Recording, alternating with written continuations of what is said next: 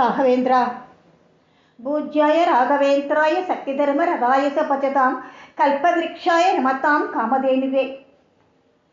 வெங்கடநாதர் திரு திம்மண்ணப்பட்டர் திருமதி கோபிகாம்பாள் தம்பதிகளுக்கு வெங்கடாச்சலபதியோட அனுகிரகத்தால தமிழ்நாட்டில் சிதம்பரத்தை அடுத்த புவனகிரியில் வெங்கடநாதன் அவதரித்தார்.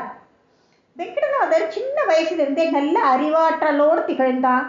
அப்பா மறைவுக்கு அப்புறம் தன்னோட அண்ணா திரு குருராயப்பட்டர்கிட்டக்க வளர்ந்துருந்தார்.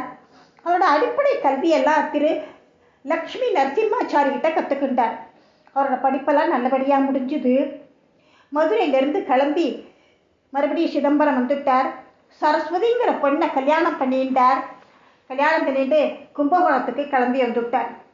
அங்கே அவர் ஸ்ரீ சுதீந்திர தீர்த்த கிட்டக்க துவைத வேதத்தையும் இலக்கியத்தையும் கற்றுண்டார். வெங்கடநாதன் சொற்பொழிவு பண்ணுறதுல ரொம்ப திறமை வாய்ந்தவர். அவர் பல பெரியவா கிட்டக்க விவாதத்தில் ஈடுபட்டு வெற்றியும் பெற்றிருக்கார். அவர் ஒரு வீணை வித்வான் கூட. அவர் அங்கிருந்த குழந்தைகளுக்கெல்லாம் சமஸ்கிருதமும் வேதமும் சொல்லி கொடுப்பார். தட்சணை எதுவும் வாங்க மாட்டார். ஆனால் அவர் ரொம்ப ஏழ்வர். வாரத்தில் பல நாட்கள் பட்னி தான். இவ்வளவு கஷ்டப்பட்ட போதும் அவர் கடவுள் மேலே ரொம்ப பக்தி. வெங்கடநாதர் மனசுக்குள்ளேயே சோஸ்திரம் சொல்கிறது அவருடைய பழக்கம். ஒரு தடவை அவரை கும்பகோணத்தில் ஒரு நிகழ்ச்சிக்காக குடும்பத்தோடு கூப்பிட்டுருந்தா. அழைத்தவர் வெங்கடநாதனை சரியாக உபசரிக்கிறார்.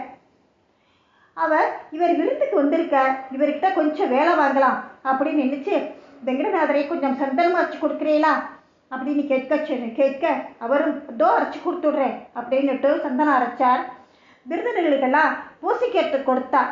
சந்தனத்தை பூசிண்டவோ அத்தனை பேருக்கும் உடம்பு பூரா ஒரே எரிச்சல். யார் விருந்துக்கு கூப்பிட்டாரோ அவர் வெங்கடநாதரை ஏன் இப்படி சந்தனம் பூசிண்டா உடம்பு எரியறது அப்படின்னு கேட்க வெங்கடநாதர் நான் சந்தனம் அரைக்கிற போது அக்னி சுத்தம் என்ற சோஸ்திரத்தை ஜெபித்தேன், அதன் காரணமாக எரிச்சல் ஏற்பட்டிருக்கு அப்படின்னு சொல்லிட்டு பிறகு வர்ண மந்திரத்தை ஜபித்து விருந்துக்கு வந்தவர்களின் எரிச்சல் எல்லாம் சரி பண்ணிட்டார். அதுக்கப்புறம் அழைத்தவர் தான் தவறை உணர்ந்தார். என்னை மன்னிச்சிடுங்கோன்னு சொல்லி அவரை கேட்டுட்டார். அவரை நல்ல முறையில் கௌரவித்தும் அனுப்பி கொடுத்தார். வெங்கடநாதரின் குரு ஸ்ரீ சுதீந்திர தீர்த்தர் தனக்கு அடுத்தது மாத்வாபத்துக்கு பீடாதிபதியா ஒரு நல்ல வாரிசை தேடின்னு இருந்தார். அப்போ அவர் கனவுல பகவான் வெங்கடநாதன் தான் சுதீந்திரத்துக்கு பின் மடத்தின் பீடாதிபதியாக இருக்க ஏற்றவர் அப்படின்னு கனவுல சொல்லிட்டார். சுதீந்திரரும் அவர் விருப்பத்தை வெங்கடநாதன் கிட்டக்க கூறினார். வெங்கடநாதர் மனைவியும் இளைய மகரையும் காப்பாற்ற வேண்டி இருந்ததால் அவரால் அந்த பொறுப்பை ஏற்க முடியவில்லை. அவர் குருவின் விருப்பத்தை கேட்டு ரொம்ப மனசொடைஞ்சு போயிட்டார். கடவுளின் அருள், கலைவாணியின் அருள் தனது முடிவை மாற்றிக்கொண்டார். வெங்கடநாதர் தஞ்சாவூரில் 1621ஆம் வருஷம் பால்குண மாதம் சுக்லபக்ஷம் துதியை அன்னைக்கு வெங்கடநாதன் திருவரம் ஏற்று சுதீந்திர மடத்தின் பீடாதிபதியாக ஸ்ரீ ராகவேந்திர தீர்த்தராக பொறுப்பேற்றார். பாக்கி அடுத்த வாரம் தொடரும். நன்றி, வணக்கம்.